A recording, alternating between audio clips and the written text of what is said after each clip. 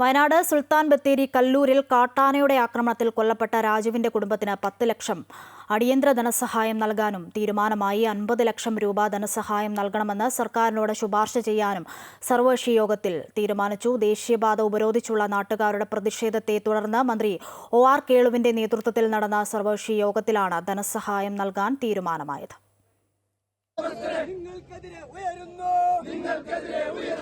ദേശീയപാത കല്ലൂരിൽ 3.5 മണിക്കൂറോളമാണ് നാട്ടുകാർ റോഡ് ഉപരോധിച്ച് പ്രതിഷേധിച്ചത്. രാജുവിന്റെ കുടുംബത്തിന് അർഹമായ നഷ്ടപരിഹാരം നൽകണമെന്നായിരുന്നു നാട്ടുകാരുടെ ആവശ്യം.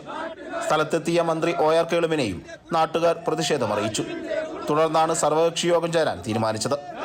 രാജുവിന്റെ കുടുംബത്തിന് അടിയന്തരമായി 10 ലക്ഷം രൂപ ധനസഹായവും പുറമെ 1 ലക്ഷം രൂപ ഇൻഷുറൻസായും നൽകാൻ യോഗത്തിൽ തീരുമാനിച്ചു. കുടുംബത്തിന് 50 ലക്ഷം രൂപ ധനസഹായം നൽകണമെന്ന ആവശ്യം സർക്കാരിനോട് ശുപാർശ ചെയ്യും. രാജുവിന്റെ കുടുംബത്തിന് വീട് നിർമ്മിച്ചു നൽകാനും മകൾക്ക് വിദേശ പഠനത്തിനുള്ള സൗകര്യവും ITA പാസ്സായ മകന് അനുയോജ്യമായ ജോലിയും നൽകും. വീട്ടിലേക്ക് റോഡ് നിർമ്മിച്ചു നൽകാനും തീരുമാനമുണ്ട്. രാജുവിന്റെ ബന്ധുവായ ബിജുവിന് നേരത്തെ കാട്ടാനയുടെ ആക്രമണത്തിൽ പരിക്കേറ്റിരുന്നു. അരയ്ക്കു താഴെ ചലനശേഷി നഷ്ടമായ ഇദ്ദേഹത്തിന് സർക്കാരിൽ നിന്ന് പെൻഷൻ ലഭ്യമാക്കും.